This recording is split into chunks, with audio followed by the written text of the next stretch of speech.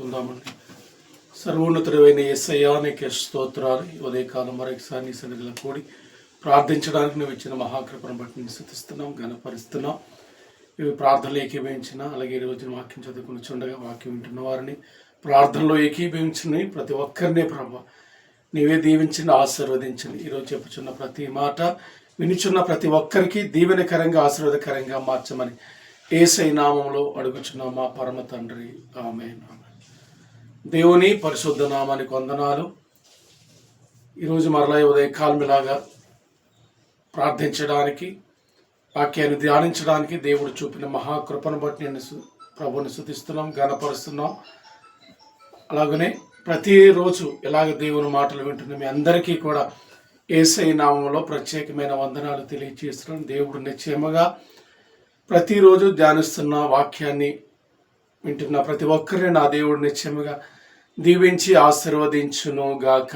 ఈరోజు దేవుని యొక్క మాటను మనం చదువుకుందామండి.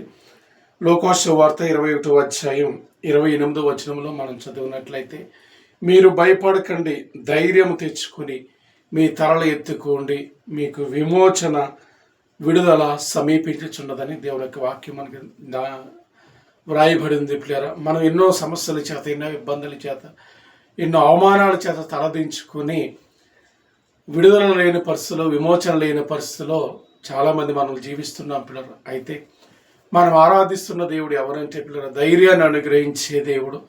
అంత మాత్రమే కాకుండా మన తలల్ని పైకెత్తుకునేలా చేసే దేవుడు, విడుదల అనుగ్రహించే దేవుడు పిల్లలు.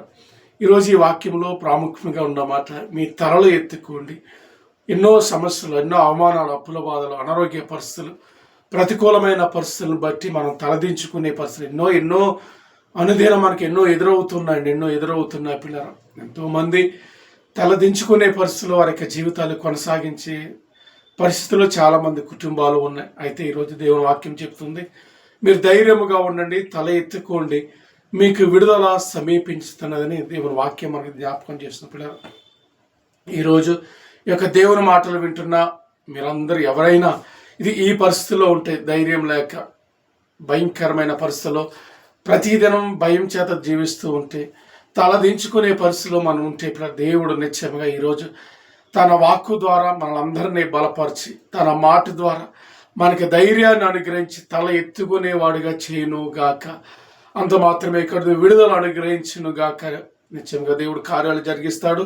విశ్వాసంతో మనం ప్రార్థన చేసినట్లయితే, దేవుని యందు నమ్మిక ఉంచి, తండ్రి మాకున్న సమస్యల నుంచి విడిపించండి, విడుదల అనుగ్రహించండి అని మనం అడిగినట్లయితే, నిశ్చయంగా దేవుడు ప్రతి ఒక్కరిని కూడా ధైర్యపరిచి తల ఎత్తుకునే వారిగా చేసి విడుదల అనుగ్రహిస్తాడు. ఎందుకంటే బైబిల్ గ్రంథంలో అనేక సందర్భాల్లో మనం చూసినట్లయితే, రాజుల చరిత్రలో కానీ, భక్తుల విషయంలో, ప్రవక్తల విషయంలో, దేవుని నమ్ముకున్న వారి విషయంలో అనేక మంది విషయాలు ఇలాంటి పరిస్థితులు వచ్చినప్పుడు దేవుడు వారికి ధైర్యాన్ని అనుగ్రహించి వారి తల ఎత్తుకునే వారిగా చేసి వారికి విడుదల అనుగ్రహించాడు. నిశ్చయంగా దేవుడు అటువంటి కృపను ఈరోజు దేవుని మాటలు వింటున్న ప్రతి ఒక్కరికి దేవుడు అనుగ్రహించును గాక. ఆమేన్, ఆమేన్.